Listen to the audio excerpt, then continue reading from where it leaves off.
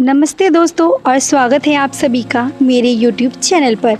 आज मैं आपको लेकर चलने वाली हूँ एक बहुत ही पावन और ऐतिहासिक जगह पर, जहाँ का हर एक कोना एक कहानी बयान करता है। जी हाँ, मैं बात कर रही हूँ हरिद्वार के प्रसिद्ध दक्षेश्वर महादेव मंदिर की। देखिए, अभी हम मंदिर के मुख्य द्वार पर आ पहुँचे हैं और इस वक्त सावन का महीना है, तो यहाँ पर बहुत सारे कांवड़िए भी पहुँच चुके हैं शिव जी के दर्शन करने के लिए। जैसे ही हम मंदिर के प्रांगण में कदम रखते हैं, वहीं पर ही भगवान शिव जी और माता सती की एक मूर्ति है, जिसमें भगवान शिव ने माँ सती को अपनी गोद में उठा रखा है। ये मूर्ति पहले से काफ़ी अलग लग रही है। इसका रंग उतर जाने के कारण इसे दोबारा से बनाया गया है। नई मूर्ति में एक अलग सी शांति और आध्यात्मिकता का एहसास होता है। अभी इस मूर्ति को कवर किया गया है पॉलीथीन से, क्योंकि कांवड़िए अभी आते हैं और भगवान शिव के ऊपर जल अर्पित करते हैं, जिसकी वजह से कलर और भी खराब हो सकता है मूर्तियों का। इसलिए सभी मूर्ति को इस वक्त ढक दिया जाता है, ताकि अगर कोई कांवड़िए इसके ऊपर जल भी चढ़ाए तो मूर्ति पे कोई इफेक्ट ना हो।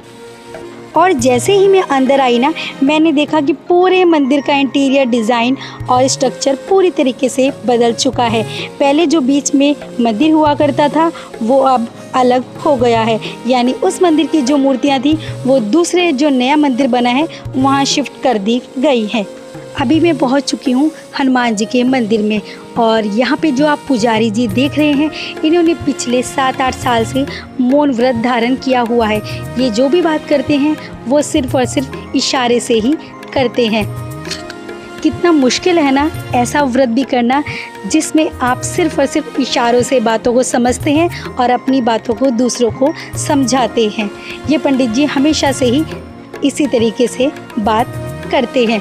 और जिस मंदिर की मैं बात कर रही थी, उनकी नई मूर्तियों को इस मंदिर में स्थापित कर दिया गया है और कुछ नई मूर्तियां भी यहाँ लाई गई हैं। और जैसे कि मैंने आपको बताया, कावड़ की वजह से जल जो सब अर्पित करते हैं, उसकी वजह से सभी मंदिरों में अभी और सभी मूर्तियों में अभी पन्नी चढ़ाई गई है, जिससे मूर्तियाँ सुरक्षित रहें।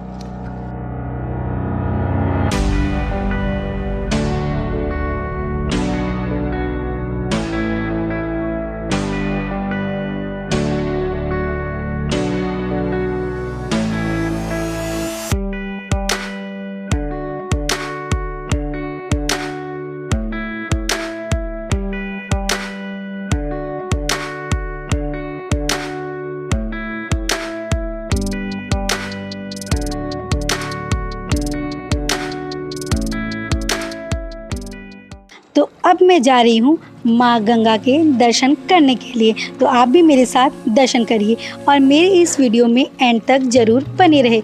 मैं आपको सभी जानकारियाँ इस मंदिर की दूंगी। देखिए, कितनी पुरानी मूर्तियाँ हैं ना, इनको आपको देखने से ही लग रहा है कि कितना पुराना ये मंदिर बनाया गया है।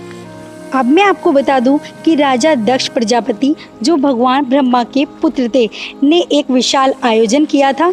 उन्होंने इस यज्ञ में सभी देवताओं को आमंत्रित किया, लेकिन जानबूझकर अपने दामाद भगवान शिव को नहीं बुलाया था। जब माता सती को इस बारे में पता चला, तो वे बिन बुलाए ही अपने पिता के घर यज्ञ में चली गई थी।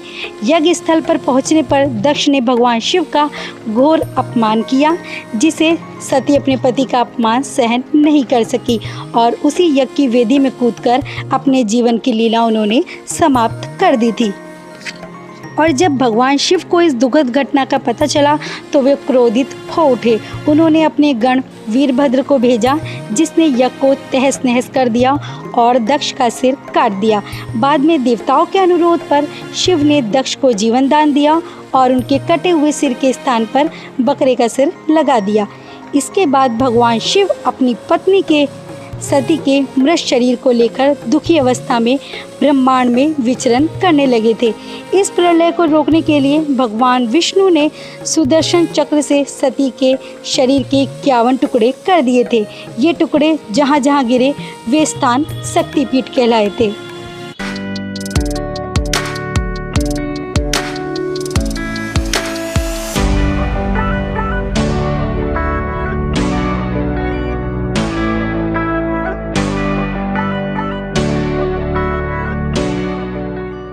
और ये है मुख्य मंदिर, जहां भगवान शिव विराजमान है। मैंने मंदिर के अंदर के दर्शन कर लिए, लेकिन मैंने अंदर का कुछ भी रिकॉर्ड नहीं किया क्योंकि इस वक्त पे बहुत ज़्यादा भीड़ थी, कांवड़ की भी और आम श्रद्धालुओं की भी। भगवान शिव ने राजा दक्ष को आशीर्वाद दिया था कि वो पूरे सावन यहीं पर विराजमान रहेंगे।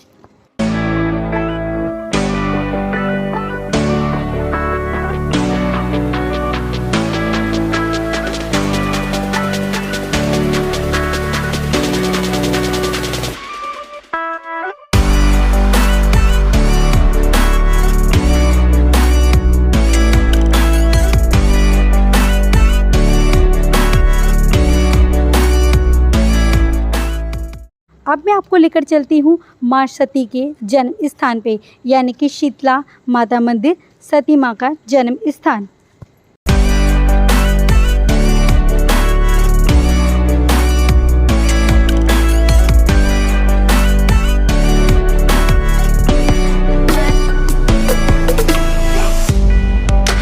माना जाता है कि माँ सती का हृदय इस स्थान पर गिरा था जहाँ आज दक्ष मंदिर स्थित है। इसी कारण ये मंदिर एक प्रमुख शक्तिपीठ भी है। इसके बाद जब गंगा नदी पृथ्वी पर अवतरित हुई तो राजा भागीरथ के कठिन तपस्या पर कदम रखा। दक्ष मंदिर के पास गंगा जी का प्रभाव शांत और पवित्र माना जाता है और यह है भगवान विष्णु लक्ष्मी जी का मंदिर। इसके आगे यहाँ दुकानें हैं जिस पे आप पूजा पाठ से लेकर हर एक सामान को खरीद सकते हैं, वो भी बहुत ही अच्छे दामों पर। तो अब मैं आपको लेकर चलती हूँ माँ सती के दर्शन कराने के लिए। और क्या आप कभी इस मंदिर में आए हैं तो मुझे कमेंट करके ज़रूर बताइएगा और कमेंट में जय माता दी लिखना बिल्कुल भी मत भूलिएगा।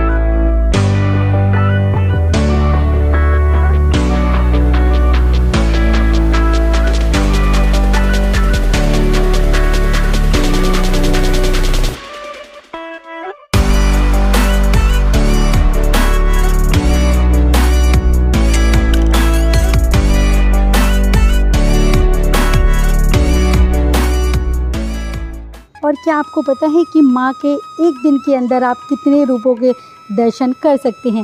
अगर आप सुबह माँ के दर्शन करेंगे सती मैया के तो आपको अलग दर्शन मिलेंगे, दोपहर को अलग और रात में अलग। मानो ऐसा लगता है कि कभी वो बहुत ही क्रोध में है, कभी बहुत प्यार से है, कभी बहुत खुश हैं। आप कोई भी परेशानी लेके इस मंदिर में जाइए, आपको अपनी परेशानियों का हल माता के चेहरे को देखकर ही लग जाएगा। यहाँ आरती का समय सुबह 5 बजे और रात में 7:30 से 8 बजे के बीच में होता है। मैं आशा करती हूँ कि आपको मेरी ये वीडियो ज़रूर पसंद आई होगी। अगर मेरी वीडियो अच्छी लगी हो तो प्लीज़ वीडियो को लाइक कीजिएगा।